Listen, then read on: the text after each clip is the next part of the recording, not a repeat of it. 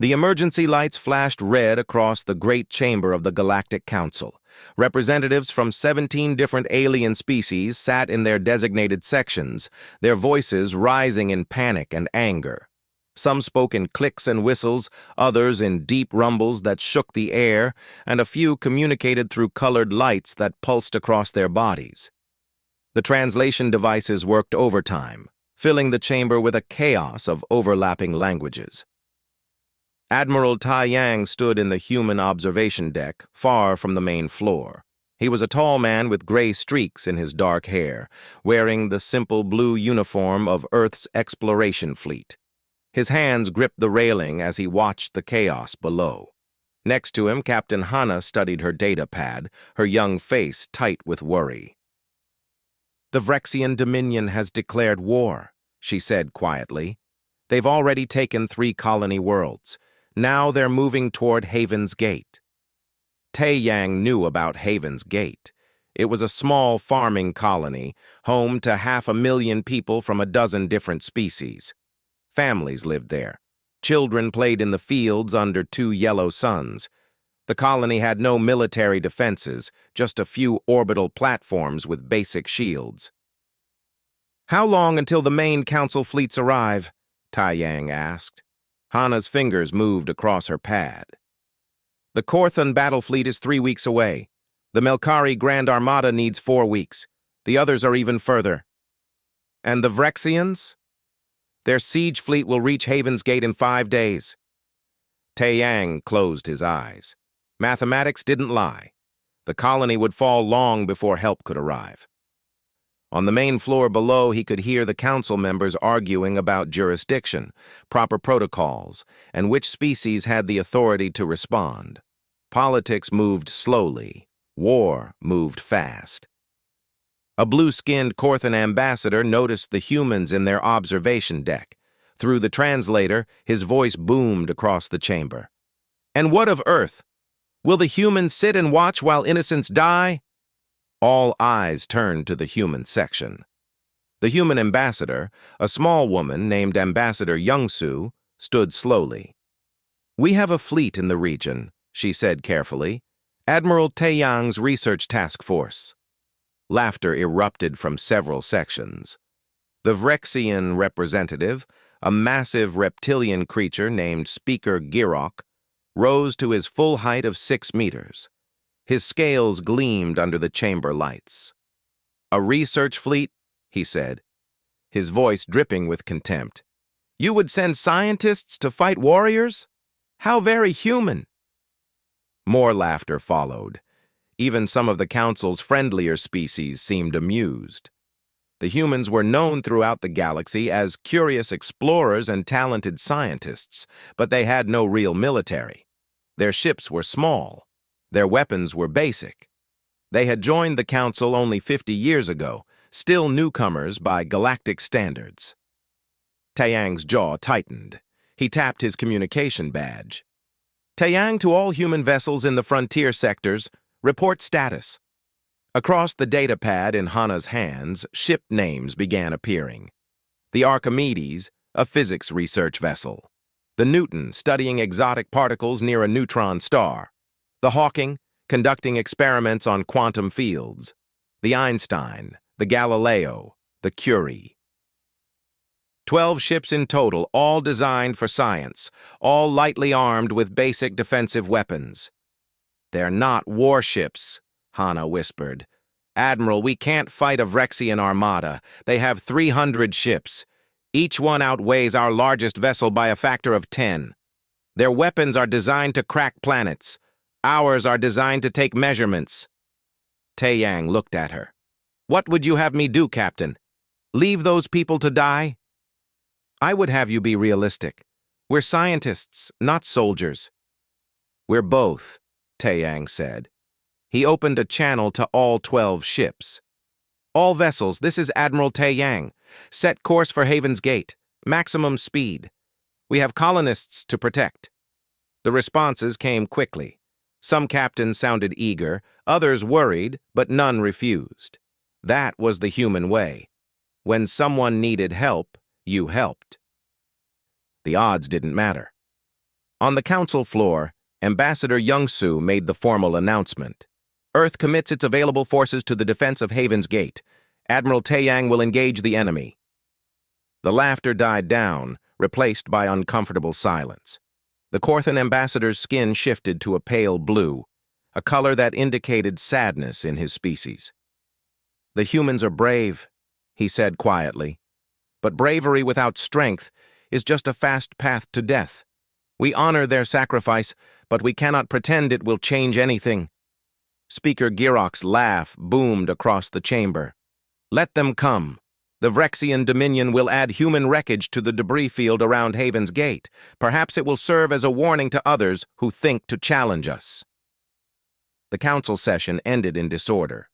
Representatives filed out, already composing messages to their home worlds. Some spoke of the tragedy of human nobility. Others simply noted the loss of 12 research vessels as an acceptable casualty of war. Taeyang didn't hear any of it. He was already aboard his flagship, the small vessel humans had named the Discovery. It had been built to study black holes and map gravitational anomalies. Now it would lead humanity's tiny fleet into battle against an empire. Captain Hana joined him on the bridge. The other crew members moved efficiently through their stations, running pre-flight checks and calculating jump coordinates. Most of them wore patches from universities and research institutes rather than military medals. Dr. Hyun, the chief physicist, was adjusting his glasses while reviewing sensor configurations. Lieutenant Sora, the weapons officer, looked barely old enough to vote. "All ships report ready," Hana said. "Course is set. We can jump in 30 minutes. Taeyang nodded. He opened a fleet-wide channel. "This is Admiral Taeyang to all ships. I won't lie to you. The Vrexians are bigger, stronger, and more experienced in warfare. They think we're a joke. They think science is weak." He paused, looking around his bridge at the young faces of Earth's explorers. "But we know something they don't. We know that understanding the universe is the greatest power that exists. We've spent our lives learning how gravity works, how particles behave, how energy and matter interact. The Vrexians built weapons. We built knowledge. Today we're going to teach them the difference." Dr. Hyun looked up from his console and smiled. "Admiral, I've been running calculations. I think I know how we can win this." "I'm listening." The physicist pulled up a holographic display showing the solar system around Haven's Gate. "We can't match their firepower, but we don't need to. We just need to think like scientists instead of soldiers." Around the bridge, crew members began to gather around the display. Ideas flowed. Someone mentioned the gravity lens experiment they'd been running. Another talked about the particle accelerator modifications they'd made last month. Dr. Nari, the xenobiologist, suggested a way to disrupt Vrexian neural patterns using electromagnetic pulses. Captain Hana watched the discussion with growing amazement. This wasn't a military briefing. It was a scientific conference, and somehow that felt exactly right. 30 seconds to jump," announced the navigator. Taeyang returned to his command chair. "All ships prepare to jump. Next stop, Haven's Gate." The 12 small human vessels vanished into faster-than-light travel, leaving the Nexus station far behind. Across the galaxy, species watched and waited. Most expected to hear news of the little fleet's destruction within the week. They had no idea what was coming. The human fleet dropped out of faster-than-light travel at the edge of the Haven's Gate system. Stars stretched back into points of light as the ships slowed to normal space. On the bridge of the Discovery, alarms immediately began sounding. "Contact!" Lieutenant Sora called out. "Multiple vessels, reading 312 Vrexian warships in orbit around Haven's Gate." Taeyang stood from his chair and walked to the main viewport. Even at this distance, he could see the Vrexian fleet. They surrounded the colony world like a swarm of angry insects. Flashes of light marked where their weapons fired at the orbital defense platforms. The colony's shields were already failing. "Get me a clear count of their ship types," Taeyang ordered. Hana worked her console. 60 dreadnoughts, the big ones, 140 cruisers. The rest are destroyers and support ships. Admiral, their flagship alone has more firepower than our entire fleet combined. Dr. Hyun looked up from his science station. We're being scanned. They've detected us. On the communication screen, a message appeared in the common galactic language. It was brief and mocking. Unknown vessels, you are entering a Vrexian military operation. Retreat or be destroyed. We do not waste ammunition on insects. Around the bridge, several crew members tensed. Being called insects stung, even when the insult came from an enemy. Tai Yang simply smiled. Don't respond. Let them wonder. Far across the system, aboard the Vrexian flagship Conqueror's Fang, Commander Girok studied the sensor readings with amusement. His second officer, a younger warrior named Throck, pointed at the display. 12 ships, Commander. Small vessels less than 200 meters each. Their power signatures are weak. I think they're research ships. Girok's laugh rumbled through the command deck. Research ships? Someone sent scientists to a battle? He activated the fleet-wide channel. All vessels continue bombardment of the colony. Ignore the newcomers. They're not worth our attention. In the observation posts scattered across Council space, dozens of species watched through long-range sensors. They had come to witness the siege of Haven's Gate, though most felt sick doing so. Watching innocent colonists die was hard, but the Council's laws were clear. No intervention could occur until the main battle fleets arrived. The appearance of the human vessels caused confusion among the observers. The Corthan monitoring station went quiet as analysts tried to understand what they were seeing. Those are research vessels, said observer Kelmar, his blue skin turning pale with shock. The humans sent their scientists. His partner, a younger Corthan named Solara, checked the readings twice. Confirmed. I'm reading physics labs, biology sections, and astronomical equipment. These aren't warships. They're floating universities. Kelmar activated his emergency channel to the Corthan Council. The humans are going to die. 12 science ships against the Vrexian Armada. It will be a massacre. Back in the human fleet, Admiral Taeyang gathered his captains in a virtual conference. Their faces appeared on screens around the Discovery's briefing room. Captain Minji of the Archimedes looked worried. Captain Doyen of the Hawking was running calculations. The others showed a mix of determination and fear. Status reports, Taeyang said calmly. Captain Minji spoke first. The Archimedes is ready. We've reconfigured our gravity lens array. It was designed to study black holes, but Dr. Hyun's modifications should work for defense. The Hawking is prepared, Captain Doyen added. Our quantum field generators are operating at full power. We've never tested them as weapons before, but the theory is sound. One by one, the captains reported in. Every ship had converted its scientific equipment into something new. Research tools became weapons. Laboratory experiments became tactical advantages. It was desperate and crazy, but it was also brilliant.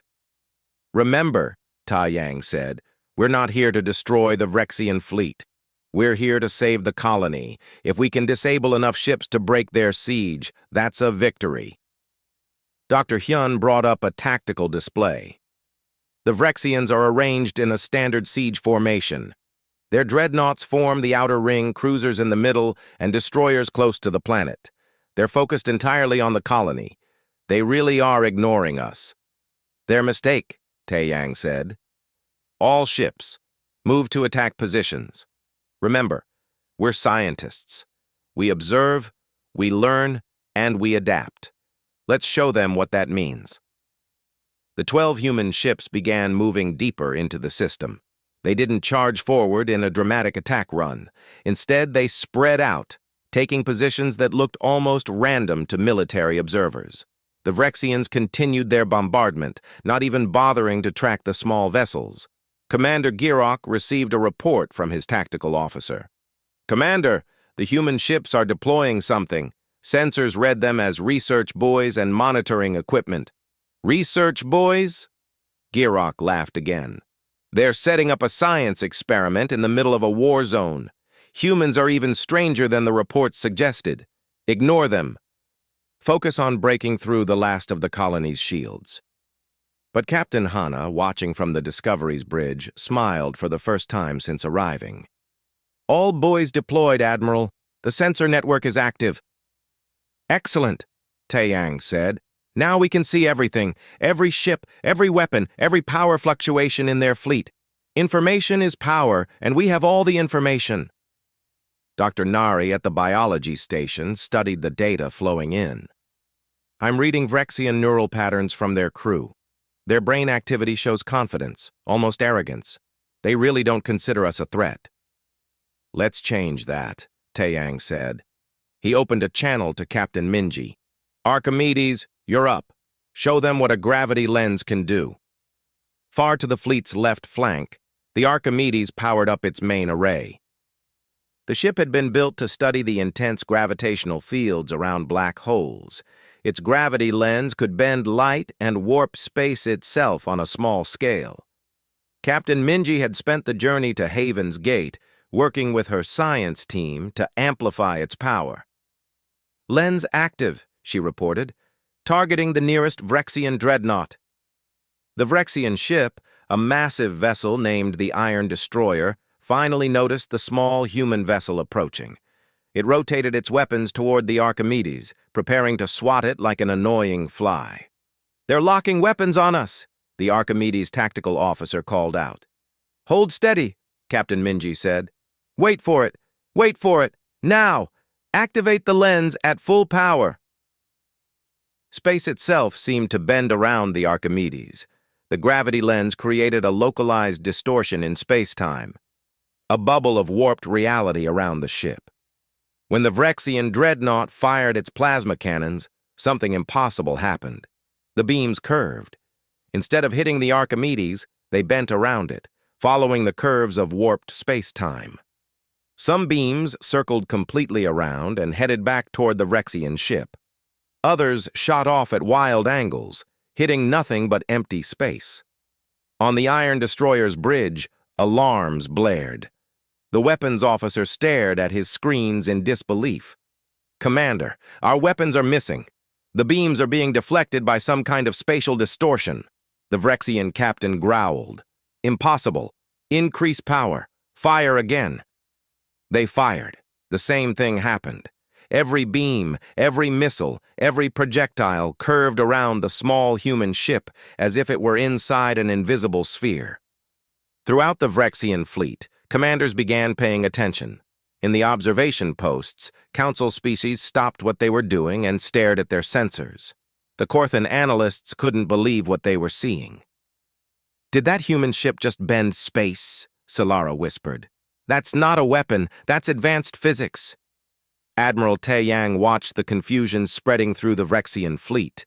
Their formations started to shift, ships turning to face the human vessels. Good. They were no longer ignoring the little fleet. All ships, he said calmly. Weapons free. Let's teach them about science. The battle for Haven's Gate was about to begin, and the Vrexians were about to learn that the humans hadn't brought 12 science ships to the fight. They'd brought 12 laboratories, and every experiment was about to go live. The Newton fired second. Lieutenant Sora had worked for 3 years on the ship's particle accelerator, a device built to study exotic particles near the speed of light. Now, under Dr. Hyun's guidance, she'd modified it into something the galaxy had never seen before. Target locked, she called out. Firing main accelerator. A beam of particles, accelerated to 99% of light speed, shot from the Newton. But these weren't ordinary particles. They'd been placed in a quantum state, existing in a superposition between matter and energy. To normal sensors, the beam looked weak, barely worth noticing. The beam struck a Vrexian cruiser's shield and passed right through it. The shield didn't fail or break. The particles simply existed in a state where solid matter was permeable. They phased through the shield as if it wasn't there, then struck the ship's hull with relativistic force. Explosions tore through the cruiser's port side. The Vrexian captain screamed orders, but his crew had no answers. How do you defend against a weapon that ignores your defenses? Commander Girok felt his confidence crack. What are they doing? What kind of weapons are these? His tactical officer pulled up data, his claws shaking. Commander, our databases have no record of these weapon types. The physics involved are beyond standard military applications. Then figure it out, Girok roared. We have 300 ships. They have 12. Overwhelm them with numbers. The Vrexian fleet finally responded in force. Dreadnoughts turned their massive cannons toward the human ships. Cruisers launched missiles by the hundreds. The sky filled with fire and death, all aimed at the tiny human fleet. But the humans were already moving. The Hawking, under Captain Doyen's command, activated its quantum field generators. Originally designed to study quantum entanglement across vast distances, the generators now created something different. A field of quantum uncertainty spread out from the ship. Vrexian missiles entered the field and simply stopped working. Their guidance systems couldn't maintain coherent calculations when probability itself became uncertain. Some missiles exploded early. Others forgot their targets. A few spun in circles, their computers unable to decide which direction was which.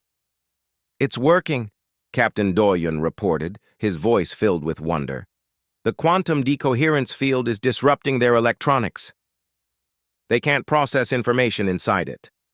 Admiral Tai Yang allowed himself a small smile. Maintain the field. All ships, use the Hawking's coverage to advance. The human fleet moved forward under the protection of the quantum field. They didn't move like warships, charging in aggressive formation. Instead, they moved like dancers, each ship covering another, using science to turn aside attacks that should have destroyed them. In the Corthan observation post, Kelmar couldn't speak. His blue skin had turned almost white with shock. Solara was frantically recording everything. They're not fighting like soldiers, she said. They're fighting like scientists. Every move is calculated. Every defense is based on fundamental physics. Kelmar finally found his voice. Alert the council. Tell them the humans are winning. Winning? Against 300 Vrexian ships? Look at the sensors! The Vrexians are in chaos! It was true. The Vrexian fleet, so confident minutes ago, was now in disarray. Their weapons didn't work right. Their shields were useless. Their sensors showed impossible readings, and the 12 human ships kept coming, each one revealing new tricks. The Galileo released what looked like simple electromagnetic pulse mines. Every species knew about EMPs. They were old technology, barely worth using in modern warfare. But Dr. Nari had modified them, adding her knowledge of neural biology to the physics. When the mines detonated, they didn't just shut down electronics. They sent cascading waves of electromagnetic interference specifically tuned to Vrexian brain patterns. Vrexian crews across multiple ships suddenly felt dizzy and confused. Some collapsed. Others couldn't focus their eyes. It's not a weapon, Dr. Nari explained to her crew. It's applied neurobiology. I studied Vrexian neural structures for my thesis. Their brains process information using specific electromagnetic frequencies. We're just introducing noise on those frequencies. A Vrexian destroyer drifted out of formation, its crew too disoriented to function. 2 others collided, their pilots unable to coordinate. The Vrexian fleet's perfect military formation crumbled into chaos. Commander Girok watched his fleet falling apart and felt something he hadn't experienced in decades. Fear. Real, genuine fear. The humans weren't using superior firepower, they were using superior knowledge. Every human weapon exploited some fundamental law of physics or biology that the Vrexians barely understood. All ships, fall back to defensive positions, he ordered. Protect the flagship. But the humans weren't targeting the flagship. Admiral Tai Yang had a different plan. Captain Hana, coordinate all ships for the synchronization maneuver. It's time to show them what 12 ships can do when they work together. Hana's fingers flew across her console. Synchronization network active. All ships report ready. Execute, Taeyang said simply. The 12 human ships scattered across the battlefield suddenly aligned their movements with perfect precision. It was a maneuver they'd practiced during peaceful research missions, using it to create large-scale sensor networks. Now they used it for something else. Each ship activated its gravity lens simultaneously. 12 points of warped space-time, all coordinated, all working together. The combined effect was staggering. They created an artificial gravity well around Commander Gierok's flagship, the Conqueror's Fang. Space itself warped, time dilated. From inside the gravity well, everything seemed normal to the Vrexian crew, but to the rest of the universe, the flagship appeared to freeze. It was trapped in a bubble of compressed time, where seconds inside lasted minutes outside. "What have you done?" Gierok screamed into his communications.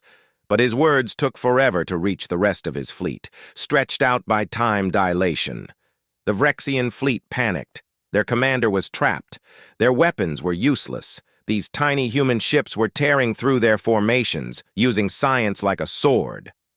On Haven's Gate, the colonists watched through their view screens in awe. The orbital bombardment had stopped.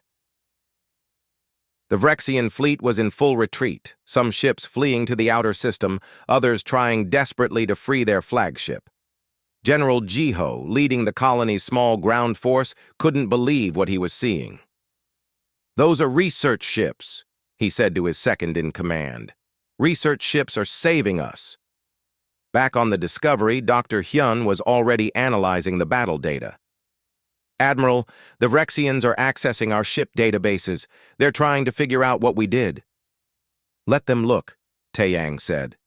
"Hana, open a channel to the Vrexian fleet." Captain Hana opened all frequencies. Taeyang's voice broadcast to every Vrexian ship, to every council observer, to everyone watching the battle. "This is Admiral Taeyang of Earth. You called us insects. You mocked our fleet because it was small and built for science. But you made a mistake. You thought science was weak. You thought curiosity was a disadvantage. You built your empire on weapons of war. But we built our civilization on understanding the universe itself." He paused, looking at his crew. Young scientists who had become warriors without losing their love of knowledge. "Every weapon we use today was once a tool for learning. Our gravity lenses studied black holes. Our particle accelerators explored the nature of matter. Our quantum generators researched the fundamental structure of reality. When you forced us to fight, we didn't build new weapons. We simply pointed our research tools at you." In the observation posts, Council species listened in stunned silence. Some were recording every word. Others were already composing reports that would change galactic politics forever. "You wanted to know the difference between warriors and scientists?" Taeyang continued. "Warriors learn to use weapons that already exist. Scientists learn to reshape reality itself. That's why you lost today. Not because we were stronger, but because we understood more." Commander Gierok, finally free from the time dilation field, heard those words. His pride demanded he respond, but his tactical training told him the truth. He'd lost. Not just the battle, but something more important. He'd lost the certainty that military might was the ultimate power in the galaxy. The Vrexian fleet continued its retreat. The 12 human ships held their positions, protecting Haven's Gate, and across Council space a new understanding began to spread. The humans, small and young in galactic terms, had just redefined what power meant. They hadn't won through force, they'd won through knowledge, and that changed everything.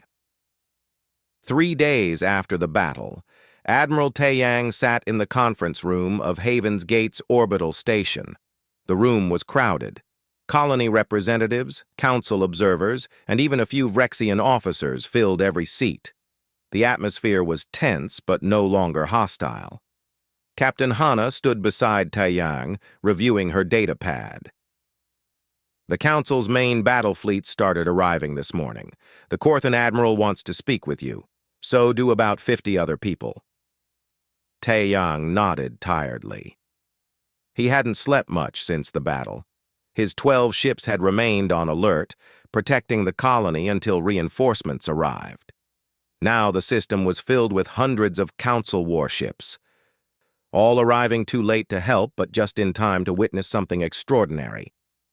The door opened and Commander Girok entered. The massive Rexian warrior had to duck to fit through the human-sized doorway. His scales looked duller than before, and he carried no weapons. 2 human security officers watched him carefully, but Girok ignored them. His eyes focused on Taeyang. "Admiral," Girok said in the common language, "I have come to request formal terms of peace." Murmurs spread through the room. A Rexian commander didn't request peace. They demanded it or fought to the death. But Girok seemed different now, humbled perhaps, or simply wiser. Taeyang gestured to an empty seat. "Please, sit." Girok lowered himself carefully onto a reinforced chair. "I have spent 3 days reviewing the battle recordings. My officers and I have analyzed every action your fleet took. We have tried to understand what happened." "And what did you learn?" Taeyang asked. "That we are fools," Girok said bluntly. "For 300 years, the Vrexian Dominion has built bigger ships, stronger weapons, and more powerful shields. We thought this made us mighty. But you defeated us with tools designed to study the stars. You taught us that understanding the universe is more powerful than dominating it." Dr. Hyun, who had been invited to the meeting, leaned forward with interest. "You accessed our ship databases during the battle. What did you find?" Girok's expression showed something like embarrassment. "Your weapons weren't weapons at all. Your gravity lenses were research equipment. Your particle accelerators were laboratory tools. Your quantum generators were computing devices. Everything you used against us was designed for science, not war." "That's correct," Dr. Hyun said. "We're a research fleet. We were studying black holes and quantum physics when we received the call for help." "How?" Girok asked, his voice almost pleading. "How did you turn research tools into weapons so effective that they crushed a military fleet 300 times your size?" Taeyang looked around the room at all the watching faces. Council observers, diplomats, military officers from a dozen species. They all wanted to hear the answer to that question. "Because we understand the fundamental laws of the universe," Taeyang said simply. "You build weapons that use physics. We study physics itself. When we needed to defend ourselves, we didn't need to invent new weapons. We just needed to apply what we already knew in new ways." Captain Minji of the Archimedes spoke up from her seat. "The gravity lens wasn't designed to be a weapon. It was designed to observe how gravity behaves near black holes. But gravity is gravity, whether you're studying it or using it for defense. The physics don't change." Lieutenant Sora added, "My particle accelerator was built to study exotic particles, but a particle moving at near light speed carries enormous energy. That's just physics. Understanding the energy is what let us use it." Around the room, the observers were recording everything. Captain Hana noticed the Korthan observers seemed especially interested. She'd learned that the Korthans valued wisdom and knowledge. This conversation would spread across their empire within hours. Girok listened to each explanation, his posture shifting. The proud warrior who had entered the room was disappearing, replaced by something else. A student, perhaps. "My species has fought wars for thousands of years," Girok said quietly. "We have perfected the art of battle. We know tactics, strategy, and the proper use of force. But in all that time, we never learned what you humans seem to know instinctively. We never learned that true power comes from understanding, not from destroying." "It's not too late to learn," Taeyang said. "That's why we're sharing our data with you." Silence fell over the room. The Korthan observer Kelmar stood up quickly. "You're sharing your weapon data? With the Vrexians? Tae-Yang turned to face him. We're sharing our scientific data. The weapons were just applications of that science. Anyone can learn it. But they attacked you, another observer protested. They tried to kill your people. Why would you share knowledge with them? Dr. Hyun smiled. Because that's what scientists do. We share knowledge. We publish papers. We teach others. The entire foundation of human science is built on the idea that knowledge should be free. When one person learns something new, they share it so everyone can benefit. Captain Hana pulled up a holographic display. We've already transmitted the complete schematics of every system we used in the battle. The gravity lens calculations, the particle accelerator modifications, the quantum field generator theory. It's all available on open channels. The room erupted in shocked voices. Military officers looked horrified. Sharing weapon designs with potential enemies violated every rule of warfare. But the human crew members simply looked calm.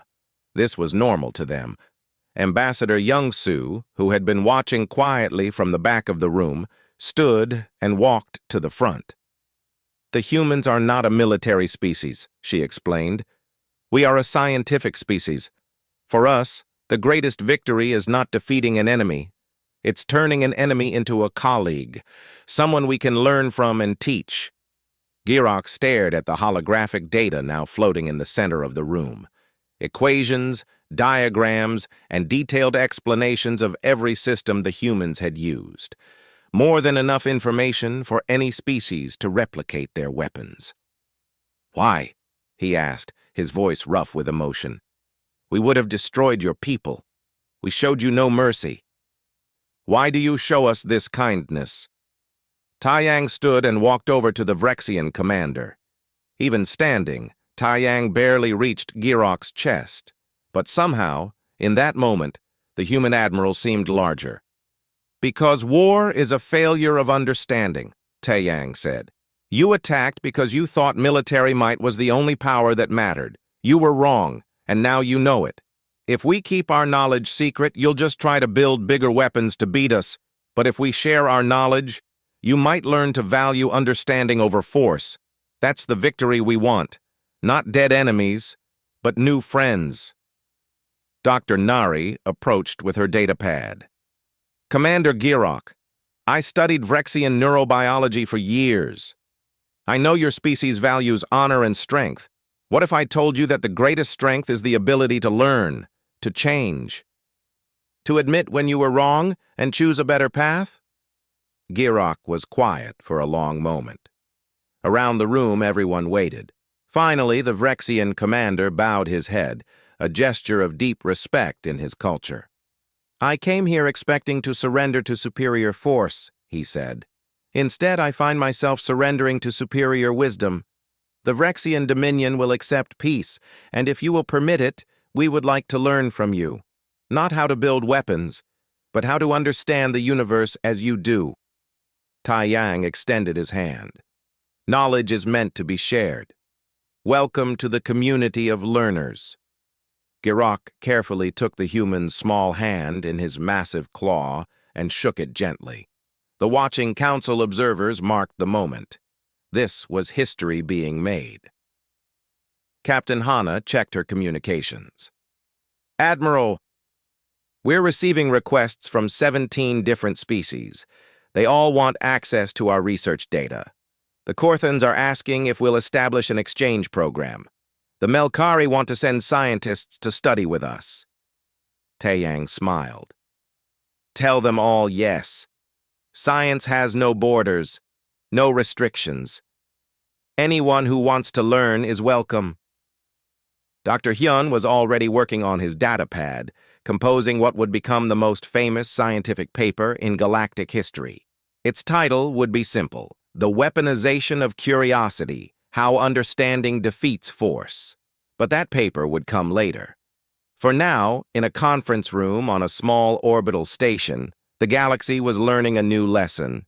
The humans had shown that the greatest weapon wasn't built in a factory, it was built in a classroom, in a laboratory, In the curious mind of someone asking why and how, the battle for Haven's Gate was over.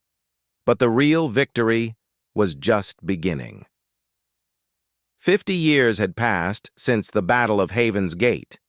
The galaxy had changed in ways no one could have predicted when those 12 small ships first dropped out of faster-than-light travel. Admiral Taeyang was much older now, his hair completely white. He walked slowly through the halls of the Galactic Institute of Sciences, leaning on a cane. The institute occupied an entire station, larger than most cities, orbiting a beautiful blue star. Students from every council species filled its corridors. Vrexians studied beside Korthans. Melkari shared labs with humans. Young minds from 17 different worlds learned together. Captain Hana walked beside him. She was an admiral herself now, though she'd never commanded a military fleet. Instead, she led the Institute's research division, overseeing thousands of scientists working on projects that push the boundaries of knowledge. "The ceremony starts in an hour," she reminded him gently. Taeyang nodded. "I know. Let me walk a bit more. I like seeing them." They passed a classroom where Dr. Hyun, now very old but still teaching, explained quantum mechanics to a mixed group of students. His voice was the same as always, patient and excited about the wonders of physics. In another lab, Dr. Nari worked with young Vrexian biologists, mapping the neural structures of newly discovered species. The Institute had been founded 5 years after the battle. What started as a simple human proposal had grown into the most powerful organization in council space. Not powerful in the military sense, but powerful in the way that mattered. The Institute shaped how the galaxy thought, how it solved problems, and how it viewed the universe. Captain Minji approached them in the hallway. She was a professor now, teaching advanced gravitational physics. "Admiral Taeyang, they're ready for you in the main hall." The main hall was enormous, designed to hold 10,000 people. Today, it was packed. Representatives from every council species sat in designated sections. At the front, preserved behind transparent shields, were artifacts from that famous battle. A piece of the Archimedes' gravity lens, a section of the Newton's particle accelerator, small pieces of all 12 ships. But the 12 ships themselves weren't here. They still existed, still flew, still explored the galaxy. That had been Taeyang's decision. "They're not museum pieces," he'd said years ago. "They're working research vessels. Let them keep doing what they were built for." Taeyang walked to the podium with Hana's support. The crowd fell silent. Humans, Vrexians, Korthans, Melkari, and 13 other species all waited to hear from the man who had changed everything. 50 years ago, Taeyang began, his voice still strong despite his age, the galaxy learned a lesson about power. It wasn't the lesson we intended to teach. We were just trying to save lives. But sometimes the most important lessons come from unexpected places. He looked around the hall at the young faces. So many students who had never known a galaxy where science wasn't valued above military might. When we arrived at Haven's Gate with our 12 research ships, the Vrexians laughed. They called us the Little Fleet. They thought we were weak because we chose to explore instead of conquer. They measured power in tonnage and firepower. They were wrong. In the audience, an old Vrexian sat in the front row. Commander Girok was ancient now. His scales faded and scarred, but his eyes were bright with understanding. Next to him sat his daughter, a brilliant physicist who had graduated top of her class from the Institute. "True power," Taeyang continued, "comes from understanding. When you understand gravity, you can bend space. When you understand particles, you can manipulate matter. When you understand the fundamental laws of reality, you can reshape it. Not to destroy, but to protect. Not to conquer, but to explore." He paused, remembering those desperate days. "We didn't set out to create weapons. We set out to answer questions. How does gravity work near a black hole? What happens to particles at near-light speeds? Can we manipulate quantum states? These were scientific questions. But when we needed to defend innocent lives, our knowledge became our strength. Lieutenant Sora, now a senior weapons designer for the Institute's Defense Division, listened from the side of the hall. She remembered being terrified, barely out of university, firing weapons she'd helped modify from research equipment. Now she taught the next generation how to think about defense not as destruction, but as applied physics. The galaxy has changed, Taeyang said. Wars are rare now, not because we've become pacifists, but because we've learned to value knowledge over territory. When understanding is the measure of power, sharing that understanding makes everyone stronger, not weaker. Ambassador Young-Soo, also aged but still sharp, smiled from her seat. She had watched the transformation of galactic politics over 5 decades. The old empires based on military might had slowly given way to collaborations based on scientific achievement. The most respected species weren't the ones with the biggest fleets, but the ones who contributed the most to universal knowledge. Today we dedicate this hall to the memory of those 12 ships, Taeyang said. The Archimedes, Newton, Hawking, Einstein, Galileo, Curie, and the others.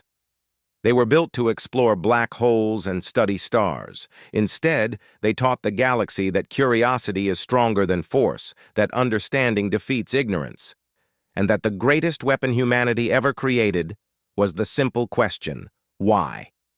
The hall erupted in applause, not just polite ceremony applause, but genuine appreciation. These people, young and old, human and alien, understood what Taeyang was saying because they lived it every day. Dr. Hyun stood at his seat, his old bones protesting. We should also remember the real lesson, he called out, his voice carrying through the hall. Science isn't about being better than others. It's about making everyone better together. When we shared our data with the Vrexians after the battle, people thought we were crazy. But look at what happened. He gestured to the Vrexian section where dozens of Vrexian scientists sat. Some of our best researchers come from the Vrexian Dominion now. They took their dedication to discipline and honor and applied it to science instead of war. They're not our former enemies, they're our colleagues and friends. Commander Girok stood slowly, his great bulk rising. Dr. Hyun speaks truth. 50 years ago, I would have died rather than admit weakness. Now I teach my grandchildren that asking for help is the greatest strength. The humans defeated us not by destroying our ships, but by destroying our ignorance. For that, I will be forever grateful. Captain Doyen, who had maintained the Institute's Quantum Research Division, activated a holographic display. Images appeared above the crowd. Scientists from different species working together in labs, research vessels from multiple civilizations exploring distant nebulae, children from a dozen worlds learning mathematics together. This is the real victory, Doyen said. Not 12 ships defeating 300, but thousands of minds working together to understand the universe. That's the legacy of the little fleet. Taeyang felt tears on his cheeks. He wasn't ashamed of them. This moment, seeing the galaxy he'd helped create, was worth every difficult decision he'd made 50 years ago. In conclusion, he said, his voice thick with emotion, I want to leave you with this thought. The Vrexians mocked our little fleet because they measured it wrong. They counted ships and weapons. They should have counted ideas and understanding. They saw 12 small vessels. They should have seen 12 laboratories full of knowledge. They thought science was weak. They learned that science is the foundation of all true strength. He looked directly at the young students filling the hall. You are the inheritors of that lesson. Each of you, regardless of your species, carries forward the mission of those 12 ships, not to fight wars, but to answer questions, not to conquer space, but to understand it, and in understanding it, to protect all life that exists within it. The ceremony continued for another hour. Speakers from various species shared their perspectives on how the Battle of Haven's Gate had changed their worlds. The Corthan ambassador spoke about how her people had shifted from military expansion to scientific exploration. A Melkari professor discussed how the battle had inspired an entire generation to pursue physics instead of warfare. But Taiyang slipped out quietly before the end. He was tired, and he'd said what he needed to say. Hana walked with him to the observation deck, a quiet place where they could watch the stars. "Do you ever regret it?" Hana asked softly. "Taking 12 research ships against 300 warships? We could have all died." Taiyang smiled. "I regret nothing. We did what we had to do, and we did it the only way we knew how. With science, with knowledge, with the belief that understanding is stronger than force." Far below them, on one of the Institute's landing pads, a ship was preparing for departure. It was the Discovery, Taiyang's old flagship. Upgraded and maintained, it still served as a research vessel. A new crew was taking it out to study a recently discovered anomaly at the edge of Council space. "The ships still fly," Hana observed. "As they should," Taiyang replied. "They weren't built for one battle. They were built to explore forever. That's what they'll do." They stood in comfortable silence, watching the Discovery lift off and accelerate toward the stars. Somewhere out there, the other 11 ships were doing the same thing, exploring, learning, asking questions. Doing what humans did best. Taiyang thought about that day 50 years ago when everyone had mocked the little fleet. They'd seen weakness, they'd seen foolishness, they'd seen scientists pretending to be warriors. They'd been looking at it all wrong. The humans weren't scientists pretending to be warriors. They were scientists being exactly what they'd always been. Curious, innovative, determined to understand the universe and everyone in it. And that, Taiyang realized as he watched the stars, had been the greatest weapon of all. Not the gravity lenses or the particle accelerators or the quantum generators. The greatest weapon was the human refusal to stop asking questions, to stop learning, to stop believing that knowledge could save lives. 50 years later, the galaxy finally understood. The little fleet hadn't been little at all. It had been enormous in the ways that truly mattered, and the universe was better for it.